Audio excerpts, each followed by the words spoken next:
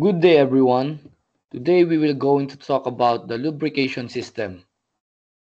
Ang lubrication system ay siyang nagpapa-smooth sa bawat parts ng ating mga sasakyan, mga makina, sa ating mga mechanical parts sa ating engine. Siya lahat ang naglulubricate para mas maging smooth ang paggana ng bawat parts ng ating sasakyan. The lubrication system is an engine keeps all the moving parts slippery so they don't get damaged by friction. It pumps oil around the engine to cool it down and help parts like pistons and crankshafts move smoothly. So yung sabi ko nga kanina, siya ang nagpapa-smooth, naglulubricate sa bawat parts kagaya ng ating piston, crankshafts. Without the lubrication, the engine parts will wear out quickly or even get a damage. So, masisira ito kapag hindi ito nalulubricate.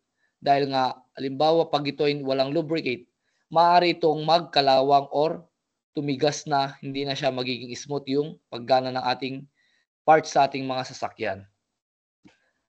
The lubrication system is responsible for reducing the friction and wear between the moving parts of the engine. It works by circulating oil through the engine and yun nga, dito sa ating lubrication system ay meron tayong mga main parts dito sa ating lubrication system.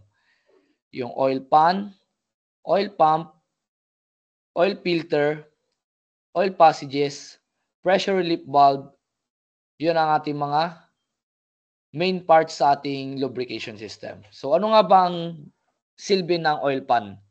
Sa oil pan natin, dito natin nai-store yung ating mga oil. Then sa atin namang oil pump ay draws oil from the pumps and sumps it through the system. Then meron din tayong tinatawag na oil filter. So ano namang silbi ng oil filter?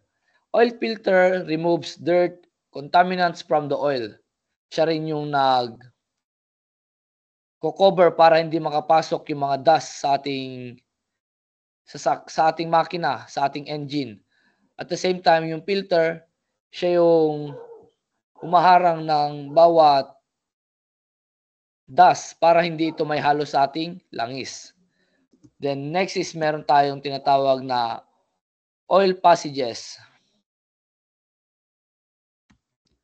Oil passages is a small channels that guide oil to engines, parts like crankshaft, camshaft, piston, and our valves.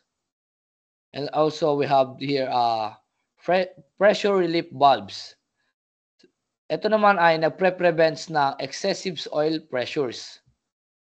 And the system also helps with the cooling and cleaning the engine internally. Sa ating diagram, makikita nyo dito meron tayong rocker arms, rocker shaft, valves, push rods, tappet, oil galleries, timing chain, tensioner, ang ating crankshaft, drive shaft, oil pump, floating oil, oil filter, and then nandito rin yung ating oil gauge. Dito natin malalaman kung yung oil level natin is nasa normal level ba or nasa low or nasa high. Pero ang pinakamaganda sa oil level ng ating mga langis is nasa mid. Hindi sa sobrang full at hindi sa sobrang low. Kasi mas lalong masisira yung ating mga sasakyan. So dapat naka-mid lang yung ating oil.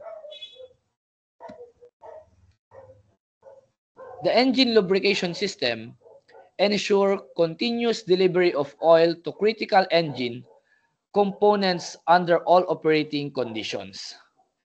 Its main function are to reduce the friction, dissipate heat, clean moving parts, and prevent corrosions.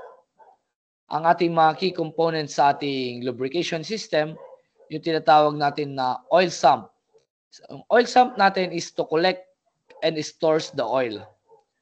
Then, ang oil pump naman is gear or rotor type siya. delivers the pressurized oil. Siya yung nagdi-deliver ng mga oil. Kaya tinawag siyang oil pump dahil siyang magpapump sa ating langis papasok sa ating engine para malubricate yung bawat parts, mechanical parts ng ating engine. Next is oil filter. Sa oil filter natin is removes particulate contaminants. Next is our pressure relief valve. Regulates oil pressure to protect engine components.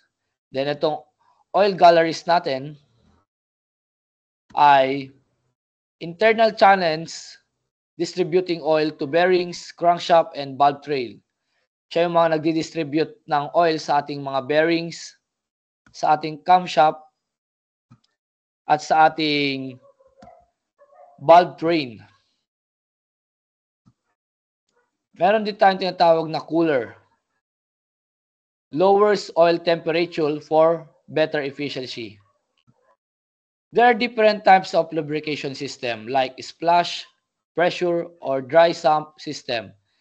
Depende ito sa mga bawat engine design ng ating mga sasakyan.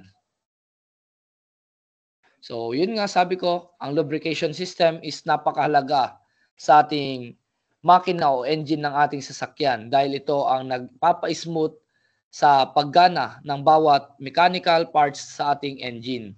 Kaya dapat ang bawat sasakyan, mga motor ay nami-maintenance natin o nami-maintain natin ang pagkakaroon ng lubrication system sa bawat parts.